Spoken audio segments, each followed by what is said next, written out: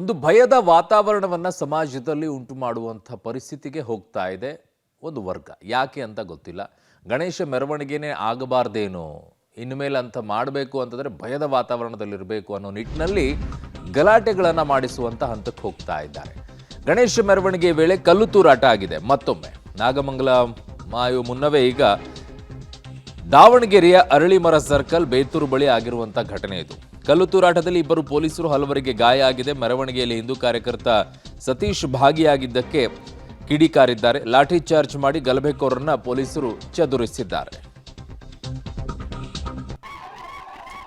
ನೋಡಿ, ಗಣೇಶ ಮೆರವಣಿಗೆಯ ವೇಳೆ ಕಲ್ಲು ತೂರಾಟ ಆಗಿರುವಂತಹ ಘಟನೆ ದಾವಣಗೆರೆಯ ಅರಳಿಮರ ಸರ್ಕಲ್ ಮತ್ತು ಬೇತೂರು ಬಳಿ ನಡೆದಿದೆ. ನೋಡಿ, ನಾಗಮಂಗಲದಲ್ಲಿ ಆದಂಥ ಬೆಳವಣಿಗೆ ಈಗ ಸ್ವಲ್ಪ ಮಾಯುವ ಮುನ್ನವೇ, ಇನ್ನೂ ಅದೇ ಆರಿಲ್ಲ ಗಾಯ. ಅದರ ಮಧ್ಯದಲ್ಲಿ ಈ ರೀತಿಯಾಗಿ ದಾವಣಗೆರೆಯಲ್ಲೇ ಆಗಿದೆ. ಇದು ಏನೂ ಇಲ್ಲ, ಸಮಾಜದಲ್ಲಿ ಭಯದ ವಾತಾವರಣವನ್ನು ಉಂಟು ಮಾಡಬೇಕು. ಇನ್ನೊಂದು ಸಲ ನೀವು ಗಣೇಶ ಮೆರವಣಿಗೆ ಹೋಗಬೇಕು ಅಂತಂದರೆ ಅಲ್ಲಿ ಯಾರೂ ತಮ್ಮ ಮಕ್ಕಳನ್ನು ಕಳುಹಿಸಿ ಕೊಡಬಾರ್ದು, ಯಾರೂ ಹೋಗಬಾರ್ದು. ಯಾವಾಗ ಎಲ್ಲಿ ಗಲಾಟೆ ಆಗುತ್ತೆ ಅನ್ನೋ ನಿಟ್ಟಿನಲ್ಲಿ ಆ ಭಯವನ್ನು ಉಂಟು ಮಾಡುವಂತಹ ಒಂದು ಯೋಚನೆಯಲ್ಲಿ ಈ ರೀತಿಯಾದಂಥ ಕೃತ್ಯಗಳನ್ನು ಪದೇ ಪದೇ ಮಾಡ್ತಾ ಇದ್ದಾರೆ. ಸೊ ಅನೇಕರು ಹೋಗೋಕ್ಕೂ ಕೂಡ ಹಿಂದೇಟು ಹಾಕುವಂಥ ಪರಿಸ್ಥಿತಿಗೆ ಬರ್ತಾ ಇದ್ದಾರೆ. ಇದು ಭಯವನ್ನು ಉಂಟು ಮಾಡುವಂತಹ ಕೃತ್ಯ. ಬೇಕು ಅಂತಲೇ ಕಿರಿಕನ್ನು ಮಾಡೋದು, ಅದು ಬೇಕು ಅಂತಲೇ ಗಣೇಶ ಪದ ಮೆರವಣಿಗೆಯ ಸಂದರ್ಭದಲ್ಲಿ ಈ ಘಟನೆಗಳಾಗುತ್ತೆ. ಯಾಕೆ ರಾಜಕಾರಣಿಗಳು ಮಾಡುವಂಥ ಮೆರವಣಿಗೆಗಳಲ್ಲಿ ಹಿಂಗಾಗಲ್ಲ? ಕಿಶೋರಿ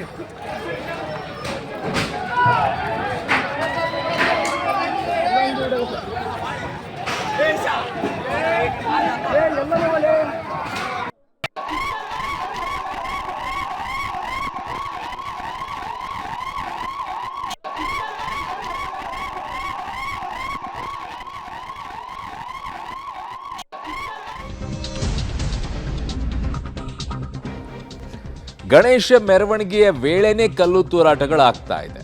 ನಗರದ ಮಟ್ಟಿಕಲ್ಲು ಏರಿಯಾಗೆ ಕಿಡಿಗೇಡಿಗಳು ನುಗ್ಗಿದ್ದಾರೆ. ಕಿಡಿಗೇಡಿಗಳಿಂದ ಮನೆಗಳಿಗೆ ಕಲ್ಲು ತೂರಾಟವನ್ನ ಮಾಡಿದ್ದಾರೆ. ಕಿಡಿಗೇಡಿಗಳ ವಿರುದ್ಧ ಮಟ್ಟಿಕಲ್ಲು ನಿವಾಸಿಗಳು ಆಕ್ರೋಶವನ್ನ ವ್ಯಕ್ತಪಡಿಸಿದ್ದಾರೆ. ಕಿಡಿಗೇಡಿಗಳನ್ನ ಬಂಧಿಸಬೇಕು ಅಂತ ಅಲ್ಲಿರುವಂತಹ ಮಹಿಳೆಯರು ಆಗ್ರಹಿಸಿದ್ದಾರೆ. ಕಲ್ಲು ತೂರಿದವರನ್ನ ಮನೆಗೆ ನುಗ್ಗಿ ಎಳೆದೊಯ್ದಿದ್ದಾರೆ ಪೊಲೀಸರು. ಒಬ್ಬೊಬ್ಬರನ್ನೇ ಹುಡುಕಿ ಎಳೆದೊಯ್ದಿದ್ದಾರೆ ಪೊಲೀಸರು. ಎಸ್ಪಿ ಉಮಾಪ್ರಶಾಂತ್ ಅವರು ಕೂಡ ಸ್ಥಳದಲ್ಲೇ ಮೊಕ್ಕಾಮನ್ನ ಹೂಡಿದ್ದಾರೆ. ಎಲ್ಲಿಯವರೆಗೂ ಕೂಡ ಇವರಿಂದ ವಸೂಲಿ ಮಾಡುವಂಥದ್ದಾಗೋದಿಲ್ವೋ, ಅದು ಯಾರೇ ಆಗಿರಲಿ, ಹಿಂದೂಗಳಾಗಿರಲಿ, ಮುಸ್ಲಿಮರಾಗಿರಲಿ, ಇನ್ಯಾವುದೇ ಧರ್ಮದವರಾಗಿರಲಿ, ಅವರಿಂದ ವಸೂಲಿ ಮಾಡುವಂಥ ಕೆಲಸಗಳಾಗೋದಿಲ್ವೋ, ಅವರಿಂದ ವಾಪಸ್ ಈ ಸಾರ್ವಜನಿಕ ಆಸ್ತಿಯನ್ನು ರಿಕವರಿ ಮಾಡ್ಕೊಳ್ಳುವಂಥ ಕೆಲಸ ಆಗೋದಿಲ್ವೋ, ಅಲ್ಲಿಯವರೆಗೂ ಕೂಡ ಇಂತಹ ಕೃತ್ಯಗಳು ನಡೆದೇ ಇರುತ್ತೆ. ಯಾರಿಗೇನು ಸಂಬಂಧ ಇಲ್ಲ. ಯಾವೊಂದು ಮನೆ ಯಾರೋ ಕಲ್ಲೊಡೆಯೋದು, ಒಡೆದು ಹಾಕ್ತಾರೋ.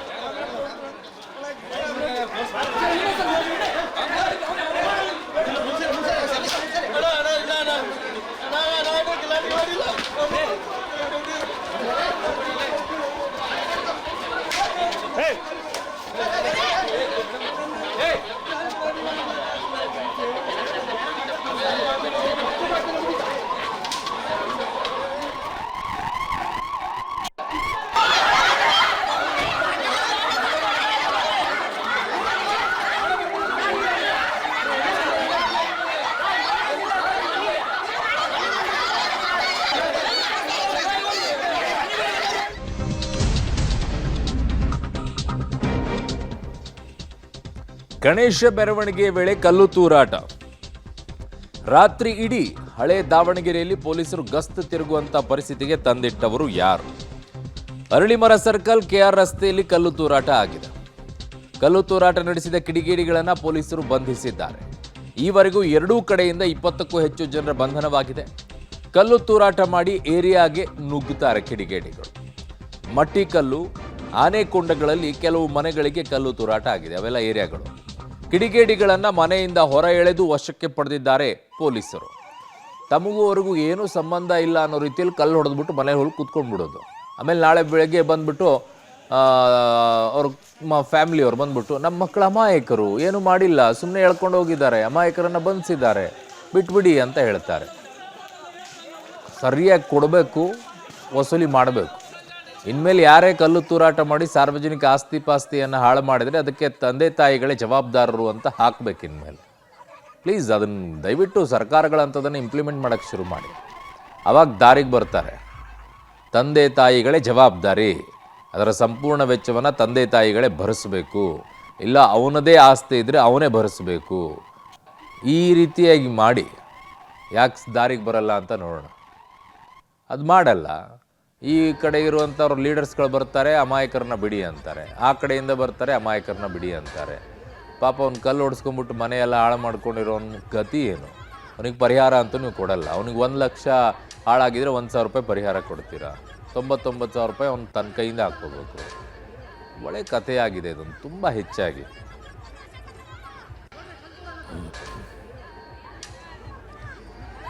ನನ್ನ ಸಹೋದ್ಯೋಗಿ ಈಗ ದಾವಣಗೆರೆಯಿಂದ ಪುನೀತ್ ಆಪ್ತಿ ನನ್ನೊಂದಿಗೆ ಸಂಪರ್ಕಕ್ಕೆ ಸಿಗ್ತಾ ಇದ್ದಾರೆ. ಪುನೀತ್, ಯಾಕೆ ಈ ಕೃತ್ಯ ಆರಂಭವಾಯಿತು? ಮುಂಚೆ ಈ ರೀತಿಯಾದಂಥ ಕೃತ್ಯಗಳು ಇದೇ ಜಾಗದಲ್ಲಿ ಏನಾದರೂ ಹಿಂದಿನ ವರ್ಷಗಳಲ್ಲಿ ಎಲ್ಲಾದರೂ ನಡೆದಿತ್ತಾ? ಇದು ಫಸ್ಟ್ ಟೈಮ್ ಈ ಏರಿಯಾಗಳಲ್ಲಿ ಈ ರೀತಿಯಾಗಿ ಘಟನೆಗಳು ನಡೀತಾ ಇದೆಯಾ? ಅರುಣ್, ನಿಜವಾಗ್ಲೂ ಈ ರೀತಿಯಾದಂತಹ ಘಟನೆ ಯಾವಾಗಲೂ ನಡೆದಿರಲಿಲ್ಲ. 92 ಅಯೋಧ್ಯೆ ಜ್ಯೋತಿ ಯಾವಾಗ ಬರುತ್ತೋ ಆ ಸಂದರ್ಭದಲ್ಲಿ ಈ ರೀತಿಯಾದಂಥ ಗಲಭೆ ಆಗಿತ್ತು. ಅದಾದ ನಂತರದಲ್ಲಿ 2010ರಲ್ಲೇ ಒಂದು ಗಲಭೆ ಆಗಿತ್ತು. ಅಂದರೆ ವಿನೋಬ ನಗರದ ಗಣಪತಿ ಮೆರವಣಿಗೆಯಲ್ಲಿ ಇದೇ ರೀತಿಯಾದಂತಹ ಗಲಾಟೆ ಆಗಿತ್ತು. ಅಲ್ಲಿಂದ ಇಲ್ಲಿವರೆಗೂ ಕೂಡ ಯಾವುದೇ ರೀತಿಯಾದಂತಹ ಗಲಾಟೆ ಆಗಲಿ, ಸಣ್ಣ ಪುಟ್ಟ ಇದ್ರೂ ಕೂಡ ಪೊಲೀಸವರು ನಿಯಂತ್ರಣ ಮಾಡ್ತಿದ್ರು, ಮತ್ತು ಮುಖಂಡರ ಜೊತೆ ಒಂದು ಸಭೆ ನಡೆಸಿ ಎಲ್ಲವೂ ಕೂಡ ತಿಳಿಗೊಳಿಸ್ತಾ ಇದ್ರು. ಆದರೆ ನಿನ್ನೆ ಸಂಜೆ ನಡೆದಂತಹ ಘಟನೆ ಇಡೀ ದಾವಣಗೆರೆಯನ್ನು ಭಯದ ವಾತಾವರಣ ಸೃಷ್ಟಿ ಮಾಡಿರುವಂಥದ್ದು. ನಾವು ದೃಶ್ಯಗಳು ನೋಡಬಹುದೇನು, ಬೇತೂರು ರಸ್ತೆಯಲ್ಲಿ ಗಣೇಶ ಮೆರವಣಿಗೆಯಲ್ಲಿ ಕಲ್ಲು ತೂರಾಟ ಆದ ನಂತರದಲ್ಲಿ ಅಲ್ಲಿದ್ದಂತಹ ಕೆಲ ಕಿಡಿಗೇಡಿಗಳು, ಒಂದು 30ರಿಂದ 40 ಜನ ಕಿಡಿಗೇಡಿಗಳು ಆ ಬೇತೂರು ರಸ್ತೆಯ ಪಕ್ಕದಲ್ಲಿರುವಂತಹ ಆನೆಕೊಂಡ ಆಗಿರ್ಬೋದು ಮತ್ತು ಮಟ್ಟಿಕಲ್ಲು ಈ ಏರಿಯಾಗಳಿಗೆ ನುಗ್ಗಿಬಿಟ್ಟು ಇಲ್ಲಿರುವಂತಹ ಮನೆ ಮುಂಭಾಗದಲ್ಲಿರುವಂತಹ ಕಿಟಕಿ ಗಾಜುಗಳನ್ನು ಧ್ವಂಸ ಮಾಡಿದ್ದಾರೆ. ಮನೆ ಮುಂಭಾಗದಲ್ಲಿರುವಂತಹ ಆಟೋಗಳಾಗಿರ್ಬೋದು ಮತ್ತು ಕಾರು, ಬೈಕು ಎಲ್ಲವೂ ಕೂಡ ಧ್ವಂಸ ಮಾಡಿರುವಂಥದ್ದು, ಮತ್ತು ಮನೆಗಳಿಗೂ ಕೂಡ ಕಲ್ಲು ತೂರಾಟ ಮಾಡಿರುವಂಥದ್ದು. ಇದರಿಂದಾಗಿ ಇಲ್ಲಿರುವಂತಹ ನಿವಾಸಿಗಳು ಸಾಕಷ್ಟು ಭಯದ ವಾತಾವರಣ ಇರುವಂಥದ್ದು. ಇದನ್ನು ನಾವು ನೋಡ್ತಾ ಇದ್ರೆ ಶಿವಮೊಗ್ಗದ ರಾಗಿಗುಡ್ಡದಲ್ಲಿ ಯಾವ ರೀತಿಯಾಗಿ ಒಂದು ಪ್ರಕರಣ ಆಯಿತು ಅದೇ ರೀತಿಯಾಗಿ ಇಲ್ಲಿ ಆಗಿದೆ. ಯಾಕಂತ ಹೇಳಿದ್ರೆ ಅಲ್ಲಿ ಈದ್ ಮಿಲಾದ್ ಸಂದರ್ಭದಲ್ಲಿ ಕಲ್ಲು ತೂರಾಟ ಆಗುತ್ತೆ. ತೂರಾಟ ಸಂದರ್ಭದಲ್ಲಿ ಅಲ್ಲಿ ಪೊಲೀಸವರ ಡೈವರ್ಟ್ ಮಾಡಿಬಿಟ್ಟು ಇನ್ನೊಂದು ಕೆಲ ಕಿಡಿಗೇಡಿಗಳ ಗುಂಪು ಮನೆಗಳಿಗೆ ಹೋಗಿ ಅಲ್ಲಿರುವಂತಹ ಗಾಜುಗಳನ್ನ, ಮನೆ ಮುಂಭಾಗದಲ್ಲಿರುವಂತಹ ವಾಹನಗಳನ್ನ ಯಾವ ರೀತಿಯಾಗಿ ಧ್ವಂಸ ಮಾಡಿದ್ರು ಅದೇ ರೀತಿಯಾಗಿ ದಾವಣಗೆರೆಯಲ್ಲೂ ಕೂಡ ಬೇತೂರು ರಸ್ತೆಯ ಅರಳಿಮರ ಸರ್ಕಲ್, KR ರೋಡ್ ಮತ್ತೆ ಹಾಸ್ಬಾವಿ ಸರ್ಕಲ್ ಅಲ್ಲಿ ಕಲ್ಲು ತೂರಾಟ ಆಗುತ್ತೆ. ಪೊಲೀಸರು ಆ ಕಡೆ ಇರ್ತಾರೆ, ಆ ಕಡೆ ನಿಯಂತ್ರಣ ಮಾಡುವಂತಹ ಕೆಲಸವನ್ನು ಕೂಡ ಮಾಡ್ತಾರೆ. ಆದರೆ ಇನ್ನೊಂದು ಕೆಲ ಗುಂಪು, ಒಂದು ಆಕ್ಟಿವ್ ಇರುವಂತಹ ಗುಂಪು ಈ ರೀತಿಯಾಗಿ ವಸತಿ ಪ್ರದೇಶಗಳಿಗೆ ಬಂದು ಇಲ್ಲಿರುವಂತಹ ಜನರನ್ನ ಎದುರಿಸುವಂಥದ್ದು, ಮತ್ತೆ ಮನೆ ಮುಂಭಾಗದಲ್ಲಿರುವಂತಹ ವಾಹನಗಳನ್ನ ಧ್ವಂಸ ಮಾಡೋದು, ಮನೆಗಳಿಗೆ ಕಲ್ಲು ಹೊಡೆಯೋದು, ಜನರಿಗೆ ಹೊಡೆಯೋದು, ಈ ರೀತಿಯಾದಂತಹ ಒಂದು ಕೃತ್ಯವನ್ನು ನಡೆಸಿರುವಂಥದ್ದು. ಈಗಾಗಲೇ ಇದು ಆನೆಕೊಂಡದಲ್ಲಿ ಒಂದು 8ರಿಂದ 9 ಗಂಟೆ ಸುಮಾರಿಗೆ ಇಲ್ಲಾಗಿರುವಂಥದ್ದು. ಮಟ್ಟಿಕಲ್ಲಲ್ಲಿ 11ರಿಂದ 12 ಗಂಟೆ ಸುಮಾರಿಗೆ ಈ ರೀತಿಯಂತ ಕೃತ್ಯ ಆಗಿರುವಂಥದ್ದು. ಇದ್ರ ಬಗ್ಗೆ ಮಾತಾಡೋದಕ್ಕೋಸ್ಕರ ಸ್ಥಳೀಯರಲ್ಲಿ ಎಷ್ಟು ಗಂಟೆಗೆ ಆಗಿದ್ದು ಅಂತಂದು ಅಲ್ಲಿ ಹುಡುಗರಂತಾರಲ್ಲ, ಸಣ್ಣ ಅತಿ ದೊಡ್ಡರಲ್ಲ, ಭಾಳ ತಿಳುವಳಿಕೆ ಇಲ್ಲಂತ ಹುಡುಗರುಗಳು ಸುಮ್ಮನೆ ಉಯಿ ಅಂತ ಓಡಿ ಬಂದರು. ಅವ್ರಿಗೆ ಏನು ಮಾಡ್ಬೇಕು ಅನ್ನೋದು ಸುಮ್ಮನೆ ಗಾಡಿಗಳು ನಿಂತ್ಕೊಂಡು ನಂಗೆ ದಬ್ಕೊಂತ ಹೊಡ್ಕೊತ ಹೋಗ್ಬಿಟ್ರು. ಅವ್ರು ಗಲಾಟೆ ಮಾಡೋ ಇದಿದ್ರೆ ಇಲ್ಲಿ ಯಾರು ಬಿಡ್ತಿರ್ಲಿಲ್ಲ. ಇಲ್ಲೇನು ಒಬ್ರಿಗೂ ಒಂದು ಇದನ್ನ ದಾಟಕ್ಕೆ ಬಿಡ್ತಿರ್ಲಿಲ್ಲ. ಅಚಾನಕ ಎಲ್ಲ ಯಾರು ಇಲ್ಲ, ಕೆಲಸಕ್ಕೆಲ್ಲ ಹೋಗಿದ್ರು. ಹೆಣ್ಮಕ್ಳುಗಳಿದ್ದ ಜಾಗಲ್ಲ ಹುಡುಗರಂಗೆ ಕೂಕ್ಯಂತ ಹೊಡ್ಕೊಂತ ಹೋಗಿದ್ದಾರೆ.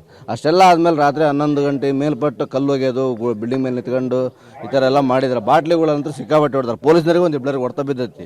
ಅವ್ರಿಗೆ ನಾವೆಲ್ಲ ಪೊಲೀಸ್ನವ್ರು ಹೇಳಿದ್ಮೇಲೆ ಸುಮ್ಮನೆ ಹೋಗಿದ್ವಿ. ಮತ್ತು ಅವರೆಲ್ಲ ಇದು ಮಾಡಿದ್ಮೇಲೆ ಮತ್ತು ನಾವು ರಾತ್ರಿ ಎಲ್ಲ ನಿಂತ್ಕೊಂಡು ಭಯ ಹುಡ್ಸ್ಕೊಂಡು ಮತ್ತೆ ಯಾವ ಟೈಮ್ನಾಗ ಬರ್ತಾರೋ ಹೆಂಗೆ ಮಾಡ್ತಾರೋ ಅನ್ನೋ ಭಯದಾಗ ಅದಾವ ಅಷ್ಟೇ ಇಲ್ಲಿ. ಆದರೆ ಬಂದಿರೋದ್ರೆ ನಿಮ್ಗೇನು ಗೊತ್ತಾಗ್ಲಿಲ್ಲ. ಗೊತ್ತಾಗಿರೋದು ಹುಡುಗರುಗಳು ಸಣ್ಣ ಅರ್ಧ ಈ ವಯಸ್ಸಿನ ಹುಡುಗರುಗಳು ಓಡಿ ಬಂದಾರೆ, ಕಲ್ ತುರ್ಕಂತ ಬಂದಾರ ಅವರು. ಅವ್ರಿಗೇನು ಇದಿಲ್ದಾನೆ ಹಂಗೇನಾಗಿದ್ರೆ ಬೇರೆ ಆ ಥರ ಗಲಾಟೆ ಮಾಡ್ಬೇಕಂತ ಬಂದು ನಾವೇನು ಬಿಡ್ತಿರ್ಲಿಲ್ಲ. ಇಲ್ಲಿ ಅಚಾನಕವಾಗಿ ಆಗೈತೆ ಅದು. ಅವ್ರಿಗೆ ಅದಕ್ಕೆ ಈಗ ನೋಡ್ತದ ರಾತ್ರಿ ಬಾಟ್ಲಿ ಹೊಡೆದಿದ್ದಾರೆ. ರಾತ್ರಿ 2 ಗಂಟೆಗೆ ಬಾಟ್ಲಿ ಹೊಡೆದು ಅವರೆಲ್ಲ ಇದು ಮಾಡಿ. ಅರುಣ್, ಇದು ಇಲ್ಲಿರುವಂತಹ ಸ್ಥಳೀಯರ ಮಾತಾಗಿರುವಂಥದ್ದು. ಭಯದ ವಾತಾವರಣ ಆ ಸಮಯದಲ್ಲಿ ಸೃಷ್ಟಿ ಮಾಡಿದ್ರು ಅನ್ನುವಂತಹ ಮಾತು ಕೂಡ ಹೇಳ್ತಾ ಇದ್ದಾರೆ. ಅರುಣ್, ಓಕೆ, ಹಾಗೆ ಸಂಪರ್ಕದಲ್ಲಿರಿ.